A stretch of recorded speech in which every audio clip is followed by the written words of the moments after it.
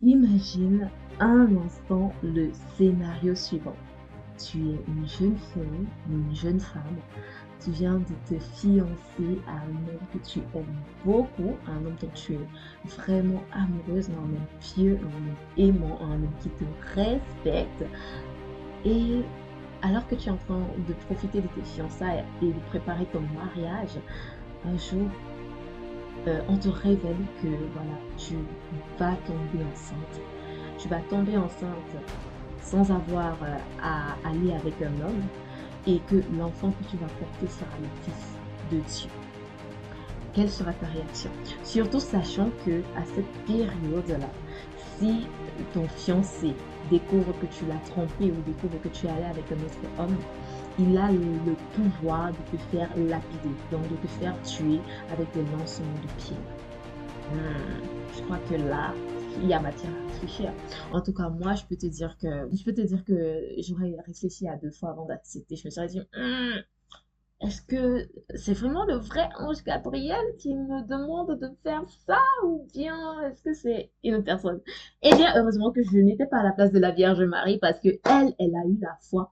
Elle a accepté de porter l'enfant de Dieu et c'est grâce à elle que nous avons été tous sauvés.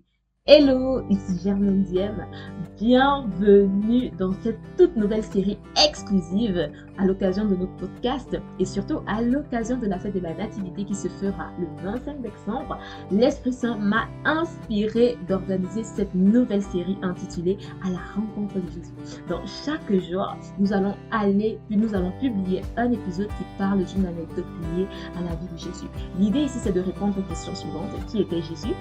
Comment était sa vie? Quelles sont les œuvres qu'il a eu à mener? Mais surtout, qu'est-ce que sa mort et sa vie ont impliqué pour toute l'humanité? Alors, si c'est la première fois que tu vois ma tête, je suis Germaine Diem, ingénieure, consultante marketing, auteure, mais avant tout servante du Christ.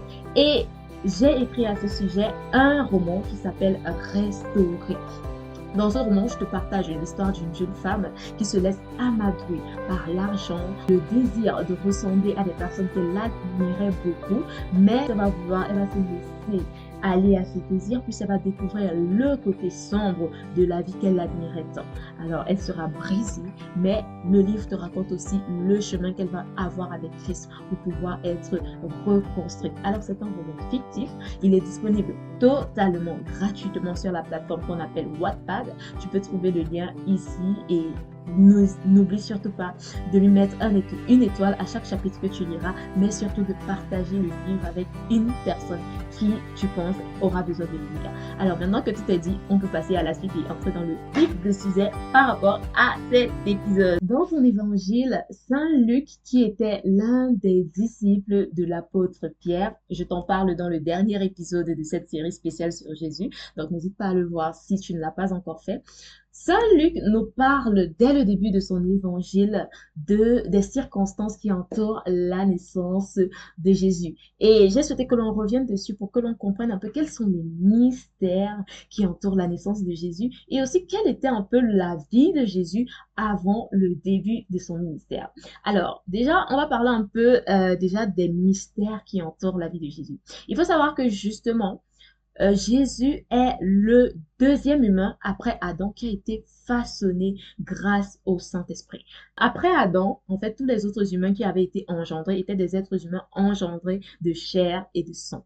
Jésus est le deuxième Adam, comme je l'ai dit dans la dernière vidéo, il est vraiment le deuxième être humain qui naît non pas de la volonté des êtres humains, mais non pas d'être humain directement, mais qui naît de la volonté de Dieu et qui est conçu par le Saint-Esprit. Et d'ailleurs, c'est mentionné dans l'évangile selon Saint Luc, dans le chapitre 1, il me semble, quand Marie demande à l'ange Gabriel, mais comment cela sera-t-il possible, étant donné que je ne connais point d'homme? Il lui dit ceci, l'Esprit Saint viendra en toi et la puissance du Très-Haut te viendra sous ton ombre. Donc ceci est une réponse à toutes les personnes qui disent que Jésus est né d'une relation. J'ai connu des personnes qui disaient Dieu, voilà, il a craqué sur Marie, il a pris, elle lui a plu, il lui a mangé. Non, mais sérieux là. Vous croyez vraiment que les actes charnels, ça peut impressionner Dieu? C'est lui-même qui les a créés. À un moment donné, il faudrait que les êtres humains puissent un peu utiliser leur cerveau. C'est comme si moi, on me disait que j'ai créé un personnage qui était tellement beau que j'ai fini par craquer pour lui. Attends, c'est ma création. Je peux pas craquer pour un de mes personnages au point où de chercher à comment est-ce que je vais m'accoupler avec lui. Ça n'a absolument aucun sens. C'est pour dire la raison pour laquelle la Vierge Marie a été choisie pour être la mère de Jésus, c'est parce que, un, le temps était arrivé. Deux, parce qu'elle a été spécialement conçue pour abriter Jésus-Christ. Alors, il faut savoir par rapport à la Vierge Marie qu'elle est immaculée conception. Ça veut dire qu'elle-même, elle est née par la puissance de Dieu. Pourquoi? Parce que la mère de Marie, qui s'appelait Anne, était stérile. Donc, il a fallu un miracle divin pour qu'elle puisse donner naissance à sa fille. C'est pour dire que Marie a été choisie par Dieu déjà parce qu'elle avait été conçue spécialement pour être la mère de Christ. Dieu avait mis en elle des aptitudes particulières qui feraient qu'elle serait apte à éduquer Christ. Marie a également été choisie à cause de Joseph. N'oublions pas que dans la Genèse au chapitre 1, Dieu dit à l'homme et à la femme aux deux, soyez féconds, multipliez, dominez et soumettez. C'est aux deux qu'il donne la possibilité de soumettre. Marie n'a pas été choisie lorsqu'elle était célibataire, mais bel et bien lorsqu'elle était fiancée. Et Dieu l'a choisie pourquoi? Parce que Joseph était un homme bon, Joseph était un homme pieux, Joseph également était un homme travailleur. La Bible nous raconte qu'il était charpentier. Donc voilà un peu le contexte dans lequel Jésus on va dire, conçu dans le sein de sa mère. Et imaginez-vous que c'est compliqué déjà à ce moment-là. Tu es censée être vierge, ma chérie. Tu es fiancée et tu viens de dire que tu es enceinte, alors que nous, on connaît que Joseph, c'est un bon gars. Donc, qui est le père de ton enfant? Donc, vous voyez un peu les circonstances. Pourtant, malgré tout, Marie a accepté et Marie est allée jusqu'au bout. Et l'Esprit Saint également a touché Joseph et lui a fait comprendre que, écoute, cet enfant qu'elle porte, c'est l'enfant de Dieu. Et voilà pourquoi Joseph est revenu en de bons sentiments, est revenu dans son amour pour Marie. Et alors qu'il pensait à la répudier, sans la faire lapider toutefois, il a accepté de la prendre pour épouse et il a accepté d'être reconnu comme le papa de l'enfant. Maintenant, il y a plusieurs autres circonstances mystérieuses qui entourent la naissance de Jésus. Donc déjà, dans Matthieu 2, versets 1 à 12, l'Évangile nous raconte que Jésus a reçu la visite des rois mages. Alors, les rois mages étaient réputés pour être des sages en Israël. Ils étaient réputés pour être des conseillers du roi Hérode.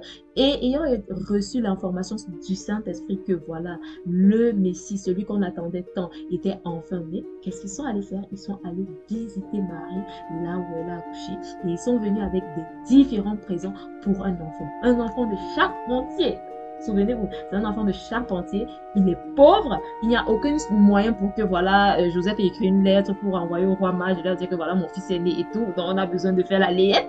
Donc c'est un miracle encore une fois qui entoure la naissance de Jésus. Un autre miracle, c'est toujours Siméon, lorsque Jésus est né, qui voilà, sous la révélation du Saint-Esprit, alors que Marie et son fils et Joseph étaient au temple, Siméon va proclamer que Jésus est le Messie. Personne ne lui a dit que voilà, personne ne lui a dit voilà le fils de Dieu, voilà le fils de Dieu, non. Siméon, qui était un homme pieux, qui priait, qui passait ses journées au temple et à qui Dieu avait promis qu'il ne verrait pas la mort sans rencontrer celui qui fut promis, a vu Marie porter Jésus entre ses mains et il a dit, ah maintenant ton serviteur peut mourir en paix car je reconnais que celui-ci est le Messie. Un autre miracle, on va dire un autre mystère qui s'est produit, c'est également sa rencontre avec la prophétesse Anne qui annoncera la nouvelle de sa naissance. Donc, en fait, la prophétesse Anne, elle passait ses journées au temple et quand Jésus est né, c'est pas qu'elle l'a rencontré, mais c'est qu'elle a commencé à annoncer dans le temple que le Messie est enfin né. Comment est-ce qu'elle a su? C'est sûrement pas Marie qui a écrit une lettre, surtout qu'à cette époque, je tiens à vous le dire, Hérode, qui était animé par un esprit mauvais, avait signé un décret pour tuer tous les nouveaux-nés qui étaient nés dans le pays. Pourquoi? Parce que les sages, les rois mages lui avaient dit, bah, le Messie est né, le roi des Juifs est né. Et Hérode qui était jaloux et qui se disait, mais comment un autre roi que moi est né? Non, hors de question. Il a carrément orchestré un génocide pour empêcher la naissance de Jésus. Oui, c'est jusque-là que les gens sont arrivés. C'est jusque-là que l'ennemi est arrivé pour empêcher que nous ne soyons sauvés. Mais Dieu, dans son plan parfait, qu'est-ce qu'il a fait? Il est venu en songe à Joseph. Il lui a dit, et prends l'enfant, et prends ta femme, et fuyez d'ici. Donc, Jésus a passé les premières années de sa vie en Égypte. Et lorsque tout dans le danger était passé, lorsque, voilà, malheureusement, des nouveau-nés ont été tués, il est revenu, la famille de Jésus est revenue, mais ils se sont installés à Nazareth. Donc, Nazareth, c'était un village très pauvre. Donc, c'est de là, en fait, que Jésus sort. Donc, si aujourd'hui tu te dis, mais moi, je suis trop pauvre, moi, je suis pas assez intelligent, moi, je sors d'un village fin reculé, moi, je sors de tel pays ou de tel pays, bah, dis-toi que celui qui a sauvé l'univers, celui dont tout le monde célèbre l'anniversaire le 25 décembre, celui dont la date de naissance sert pour le comptage de notre époque. Parce que lorsqu'on dit nous sommes en 2034, en 2024, on dit nous sommes en 2024 après Jésus-Christ. Donc, tout notre siècle, toute notre époque, en fait, est centralisée sur Jésus-Christ. En fait, que tu crois ou que tu ne crois pas, c'est un fait. C'est-à-dire que rien que lorsque tu écris la date, tu reconnais que Jésus-Christ est le maître. 2024, en fait, c'est l'âge de Jésus-Christ sur terre. Donc, pour dire que tout ce qui est aujourd'hui se fait à partir de Jésus-Christ. Tout ce qui fait se fait pour louer Jésus-Christ. Et il était quoi? Nazaréen. D'ailleurs, dans Daniel 7, versets 13 à 14, le prophète Daniel, qui est né 165 ans avant Jésus-Christ, prophétisait déjà sur le couronnement de Jésus-Christ au plus haut des cieux. C'est pour dire qu'en fait, Jésus a reçu son couronnement lorsqu'il est mort sur la croix pour nous. Et d'où est-ce que vient le roi de l'univers? Eh bien, il vient d'un pauvre village de Nazareth. Et sa grâce est d'autant plus grande qu'il a, par sa mort, il nous a donné le pouvoir aussi, nous aussi, d'avoir ces success stories-là. Forcément, l'histoire de Jésus te dit quelque chose parce qu'on connaît tous dans l'écosystème actuel des personnes qui ont émergé alors qu'elles étaient dites pauvres, des personnes qui ont émergé à partir de rien. Jésus-Christ a rendu la grâce disponible et il a rendu l'Esprit Saint accessible à tout le monde. C'est-à-dire que tu sois juif, que tu sois égyptien, que tu sois non-croyant, croyant, non-croyant, on a tous l'Esprit Saint en nous. Maintenant, notre capacité à l'écouter va dépendre de notre capacité à vivre dans l'obéissance à Dieu. Ça veut dire que aujourd'hui, je ne connais pas tes circonstances. Écoute, je ne sais pas si tu es riche, si tu es pauvre, voilà, je ne sais pas qu'est-ce que tu as traversé dans ta vie, mais sache que il est possible pour toi de passer du stade où tu es aujourd'hui à celui de roi. C'est pour dire que, en fait, la présence de Jésus-Christ peut te faire passer du statut où tu es actuellement à celui de roi. Il suffit juste que tu l'acceptes comme ton Seigneur et Sauveur. Il suffit juste que tu l'aimes de tout ton cœur. Donc, voilà ce que je voulais partager avec toi aujourd'hui.